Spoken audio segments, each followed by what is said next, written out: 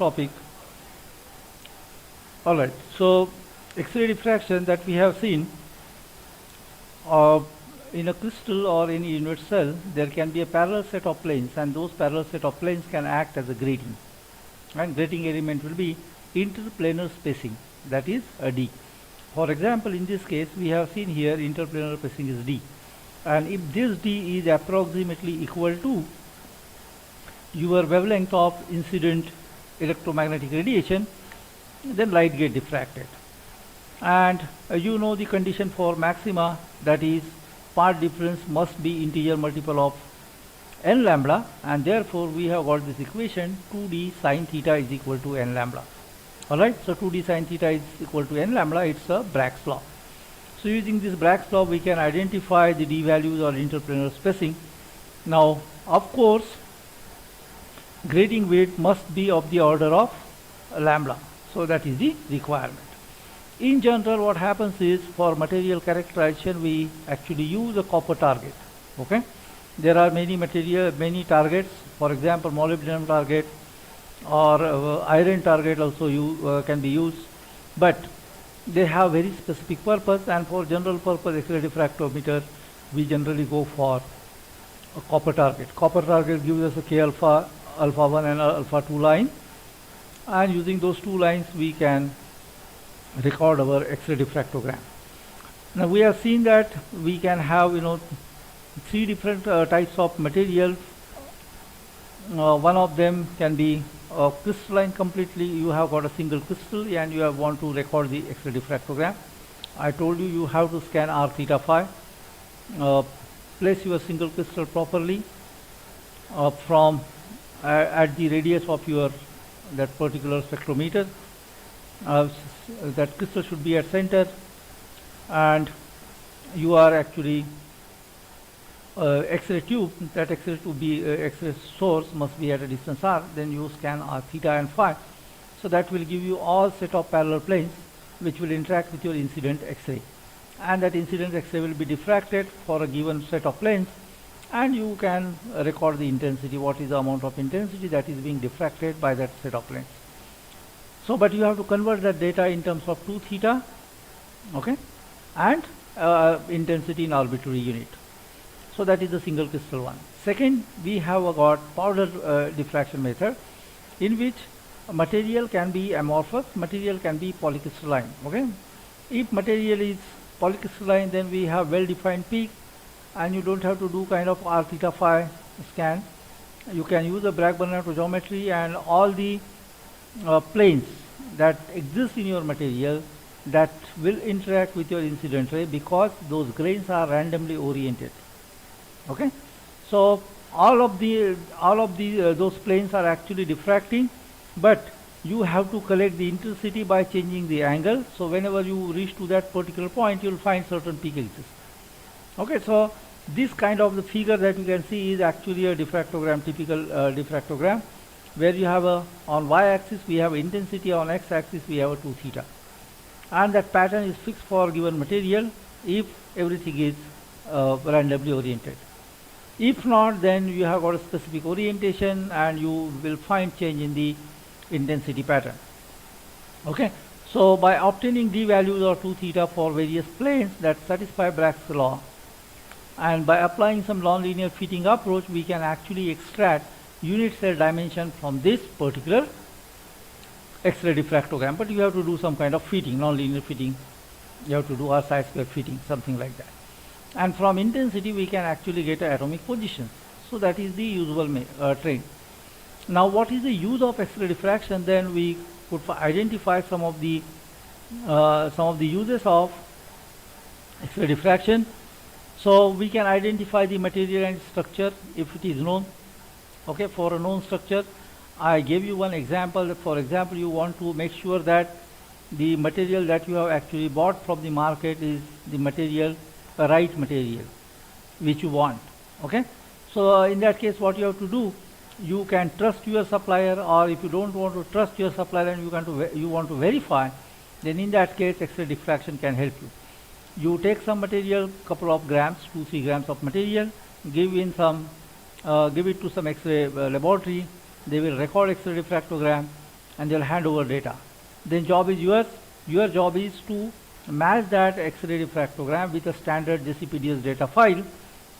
So if you find theta values in agreement with your JCPDS file within the error limit of 0.02 degree, then you can say, okay, this is my material. You may find there is a difference in the intensity pattern, but if peak positions are properly agreeing, then you can say, okay, that material is your required material. Second one, we can identify whether the material is polycrystalline or amorphous. I demonstrated this as well. For a polycrystalline material, background is almost horizontal line, and over which you find certain number of peaks. So that's the polycrystalline material. But if you find amorphous material, then you find a hump somewhere. Yes, sir. Oh, sorry. Yes. I think I forgot to share it. Anyway, right now we have nothing to,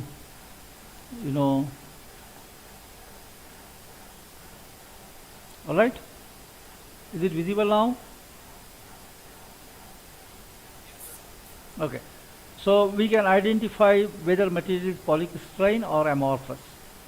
Okay, for amorphous material, what happens is if I switch to board, then you may possibly can see something like this, which we have already discussed, but one more time I am just demonstrating that.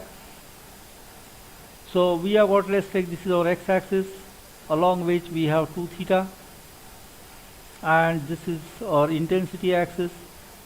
Along this we have got intensity in arbitrary unit. Okay, in arbitrary unit. Then for amorphous material, if you plot, something like this may occur. Okay, and this peak may be in the range of 15 to 20 degree.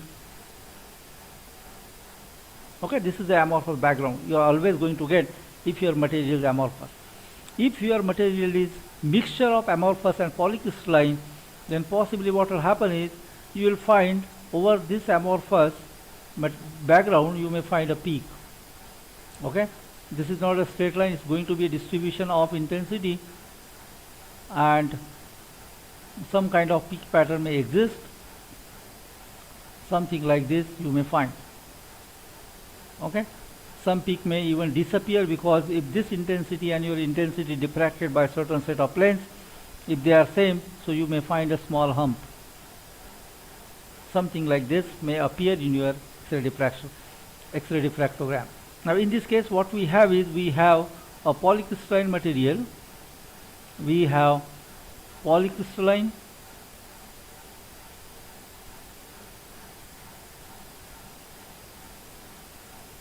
plus we have got amorphous as well.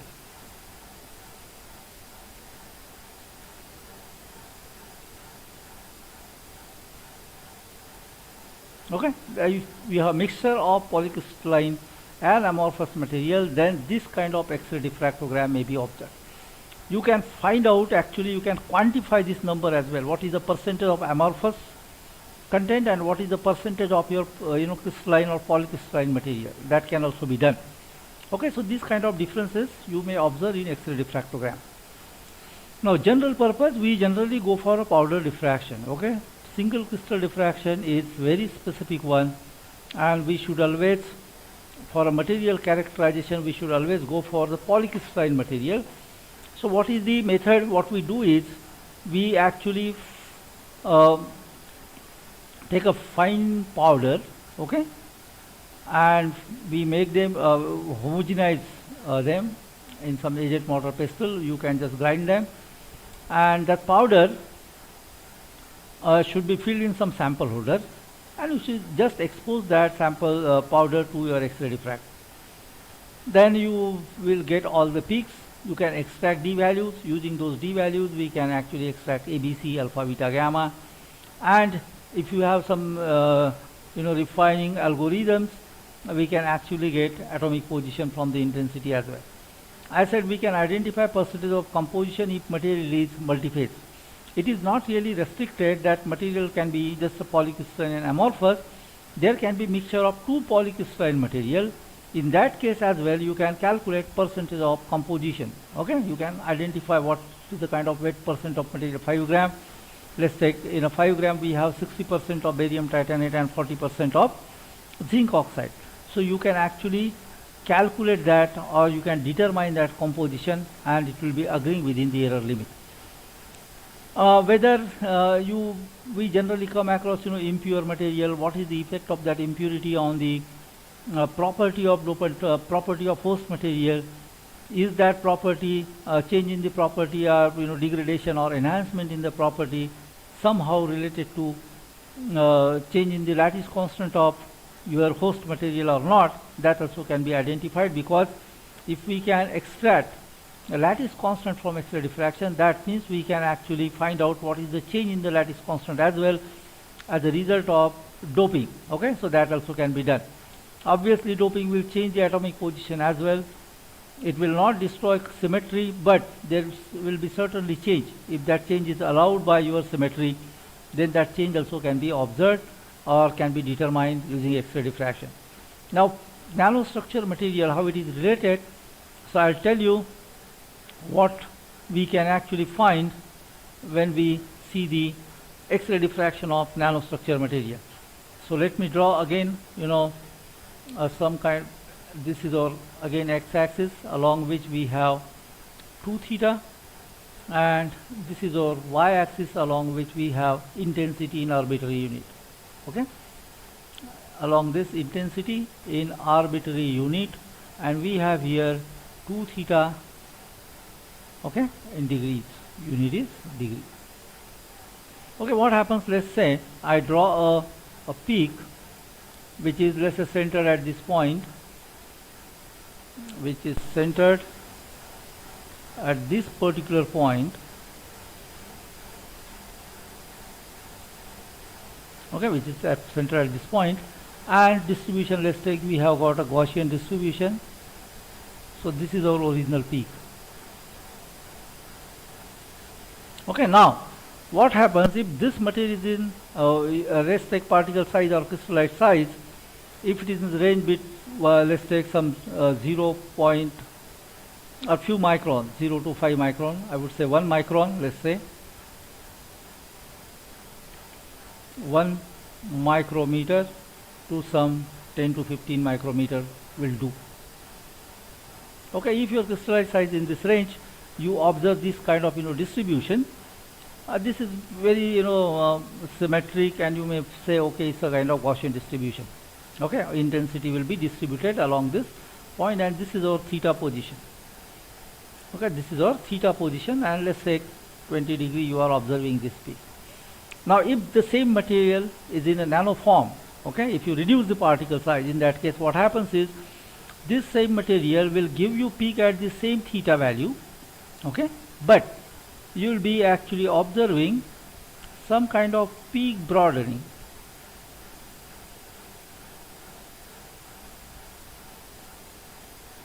Okay, again it's going to be symmetric. So consider this is a Gaussian peak again at the same values of theta, but the width that you can find in both the cases, okay, this is full width half maximum, means what? You are actually targeting half the intensity. So 1, 2, 3, 4, 5, 6, 7, 8, right? So roughly at this point, 1, 2, 3 and half, so 4, somewhere here, okay?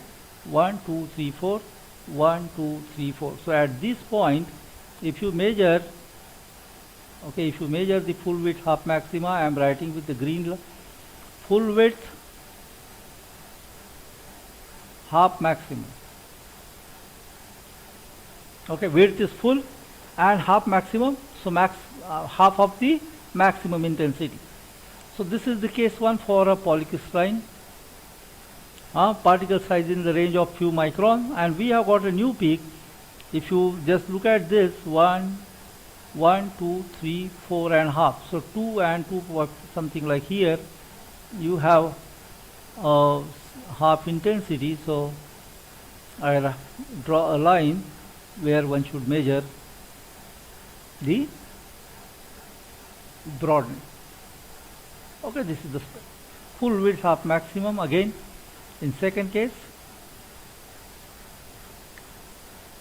Okay, this is for nano size, maybe some, you may write 10 nanometer to some 100 nanometer range.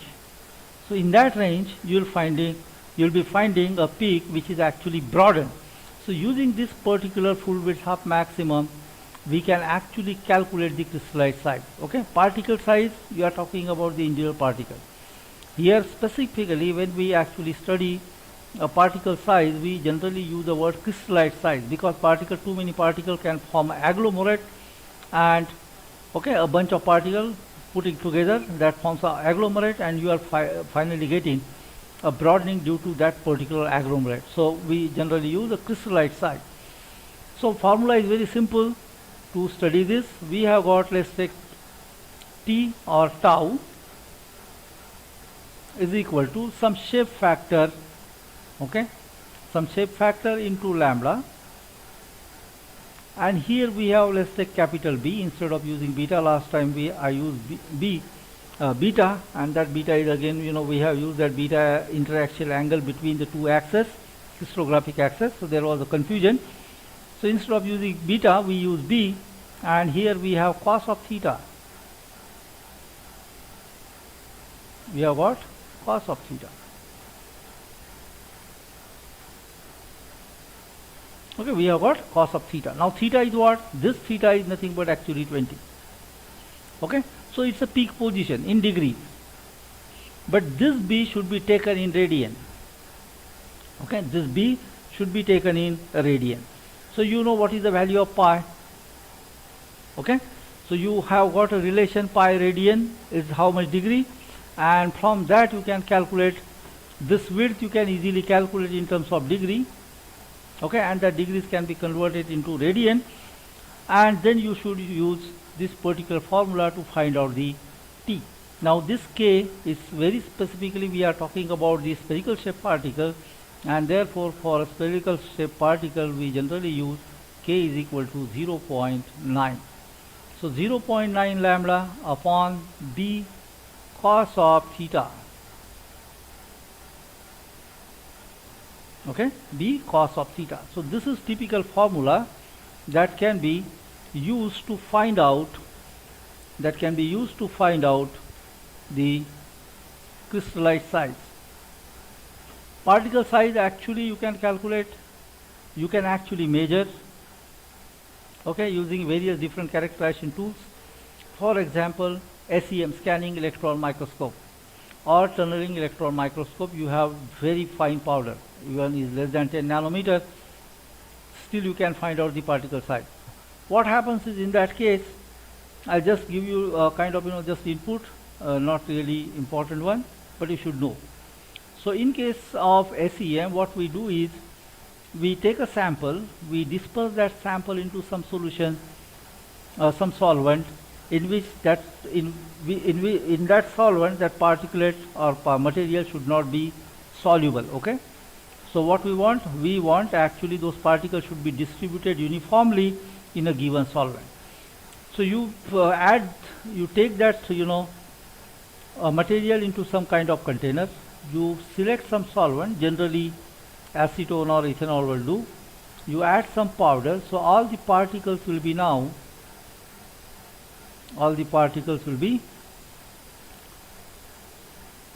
get detached from each other, and you have all individual particles.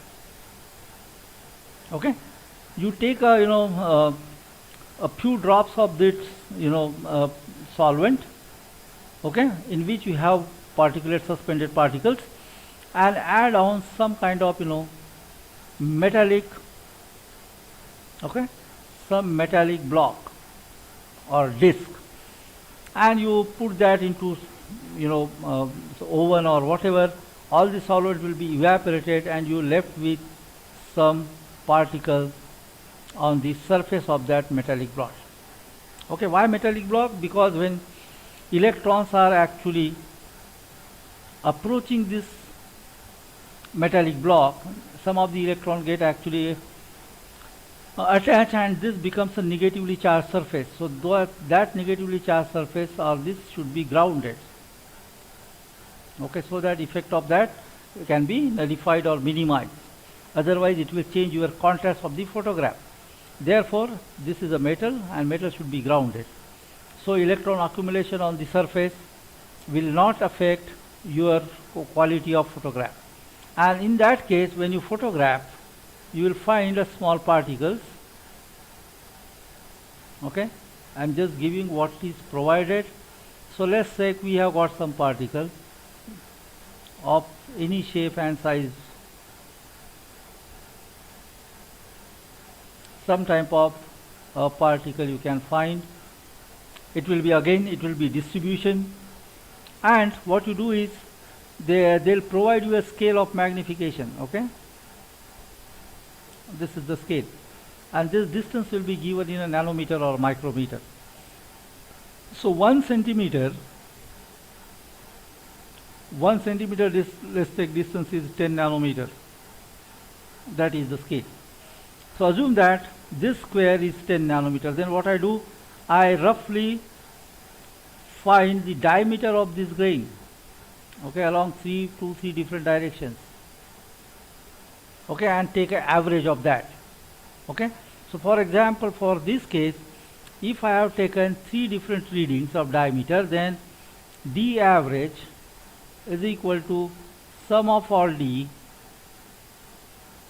divided by a number of observations. So you can find out the average diameter of this, then again average diameter of this, and you keep on doing, and you plot, some kind of histogram, and from histogram you can calculate the average particle size, okay, or mean particle size you can say. Okay, you can calculate mean particle size.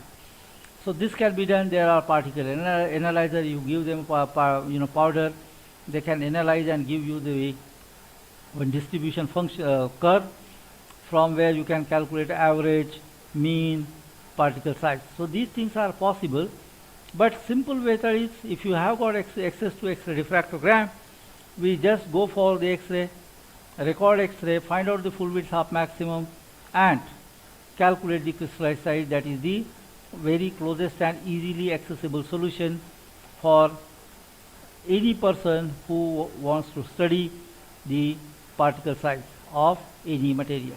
So these kind of things are possible using X-ray diffraction. Now let's move to the next topic. Okay, what we are going to discuss is actually Gritter classification. So I'll give you some kind of idea what makes Gritter to think about the classification of nanomaterials, and how does it happens, or how did he do that. So let's see a kind of simple example. I'll just give you. We have got, let's take polycrystalline material. You know what is the polycrystalline material now. Polycrystalline material, grains are randomly oriented. There is no fixed orientation.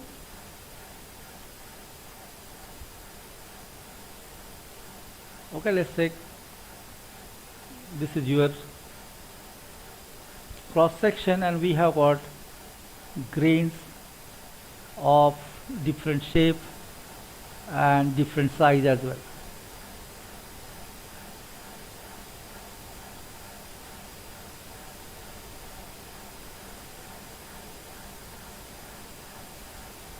Okay, all these are the grains. Now there is a region between grain and two grains. So this region is called as grain boundaries. Okay, this region is called as grain boundaries. One of the important actually aspect we haven't discussed so far, we'll see that first, and then we'll switch to, this is the region we have got a grain boundary or area between two grains, you can say. Now what is so important about this grain and grain boundary? Grain you consider is a bulk material, okay? So orientation is random. That means we can have all the possibility of set of parallel planes in different directions. But whenever we say, if we take a cross section, you are going to end up with the axial orientation. Okay. Now, what happens at the grain and grain boundary? Okay. This grain has very high density of defects. Very high density of defects. What is it? Defects.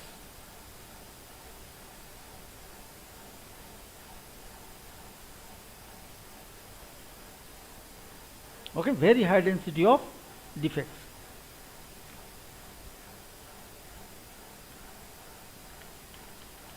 Alright, so there are two types of defects then. One, I write here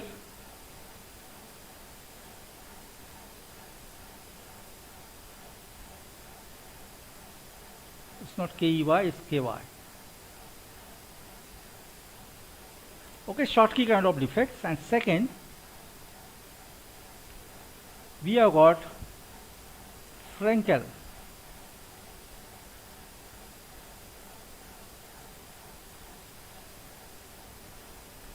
Now what happens in a Schottky defects and Frenkel defects? These defects are called actually point defects.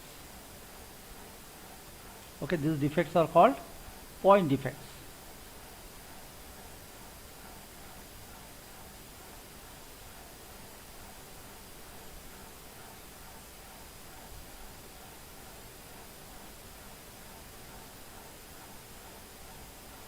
Okay, this is called point defects.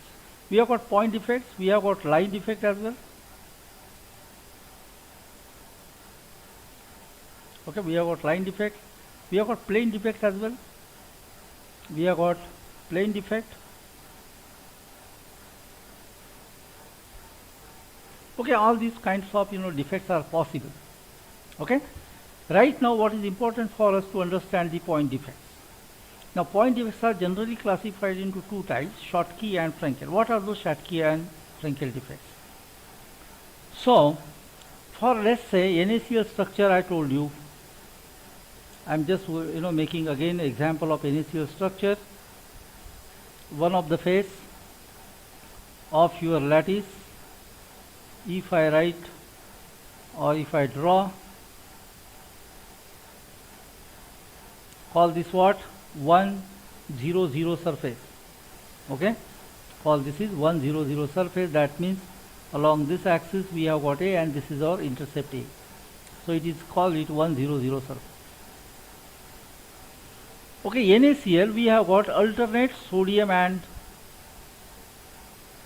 this is, if I take this is the Na atom or Na ion. Okay, then we have got chlorine somewhere here.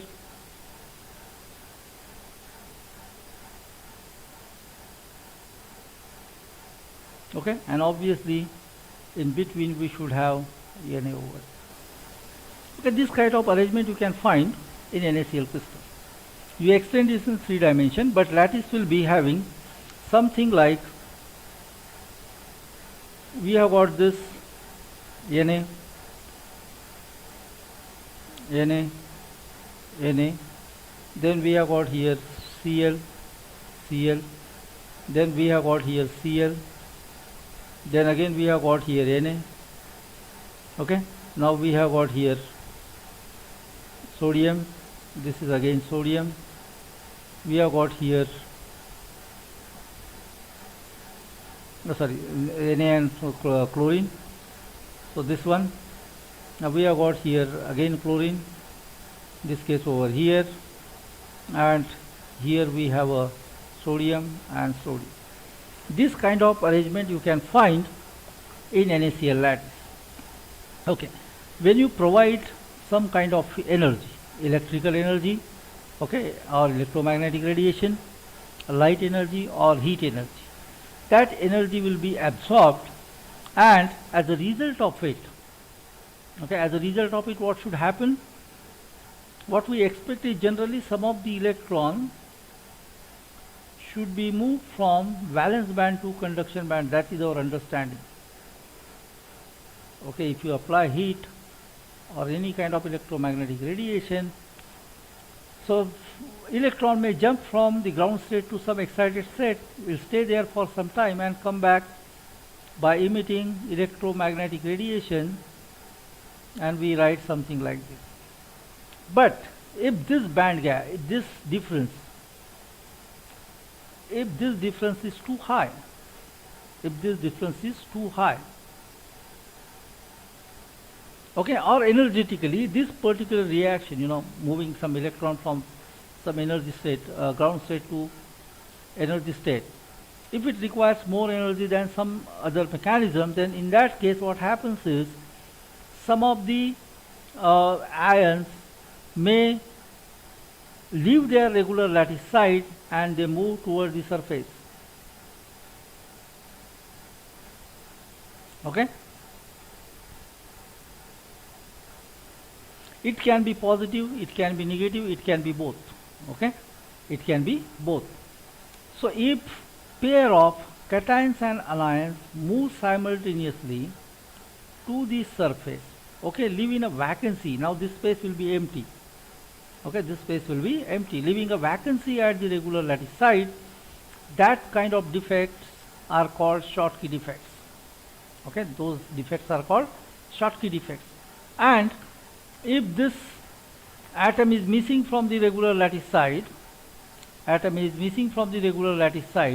and move to the some space which is available in a crystal, okay, some space which is available in a crystal, then that particular case, for example, this atom, okay, this atom moves to this position, new position. Okay, this is our new position, you can see. What is this atom moves to the new position, leaving again vacancy at regular site. So we have two possibilities. We have got two possibilities. For example, in case of NaCl,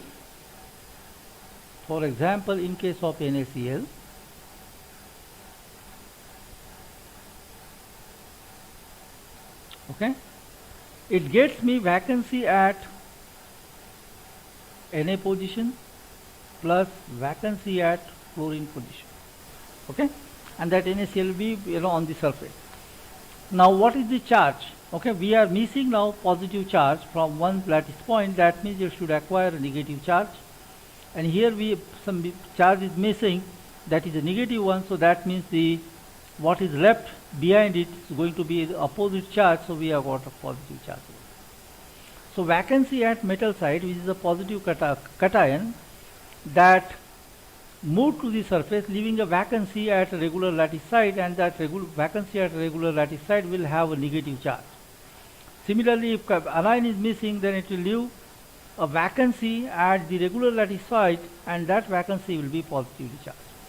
Second case, if suppose this particular ion, particular material, suppose this Na, which actually moved from regular lattice site to the interstitial position, will leave vacancy at Na, which will again have a negative charge, plus we have got some interstitial position that is defined as NaI. Okay, I indicates interstitial position. So these kind of reactions are actually possible in any material, as far as is concerned as far as point defects are concerned. So this reaction is referred as Schottky defect.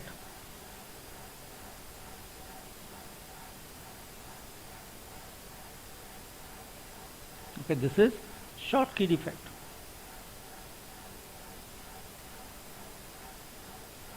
And this one is called Frenkel.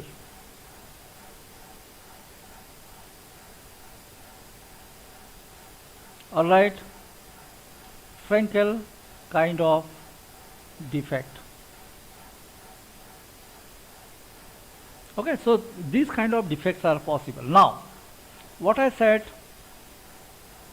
in a Schottky kind of defects, in a pair, okay, cations and anions will leave a regular lattice site in a pair, but they are going to have a different mass. In case of NaCl as well, they are going to have a different mass. Okay, so probably what will happen is the energy that is required to migrate from regular lattice site to the surface or some to interstitial will certainly be different for different types of cations and anions. and which has a lower energy, they may tend to move at the surface easily, and other will remain in your lattice or in a bulk material.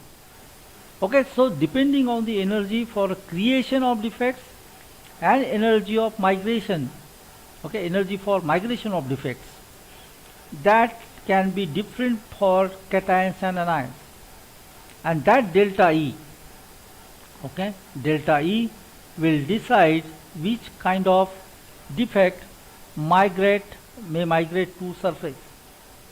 Okay, now obviously if we have, let's take a grain and we assume that energy required for Na ion is less than energy required to move chlorine ions, then Na ion will move on the surface. So we have got all the way here positive Na ions. Okay, Na ion is positively charged, so we may have some positive charge. Now you tell me, okay, so what will happen? So all positive ions will be moving towards the surface. Now material has to be charge neutral. Okay, material has to be charge neutral. Now the bulk, in bulk we have all chlorine or negative charge distributed in the, okay, distributed into your grain. In general, if I plot a concentration variation as a function of distance, so from this surface you are moving towards this direction, this is our center of the grain, so this actually decays down exponentially. Okay, and 1 upon E times a distance, this width on both the sides is known as space charge region. Okay, this is known as space charge region. On one side we have positive, on other side we have negative, and concentration variation will be something like this. Okay, so there is a space charge region between two grains, and it will penetrate the grain as well, and defect density will be extremely high at the grain boundaries. I told you what is the reason. Now it can be positive ion, it can be negative ion, it can be vacancies, in fact, okay, it can be vacancies at cation. So I write here V at C. It will be having positive charge, it will be having negative charge. Vacancy at anion site, if they migrate, it will be having positive charge.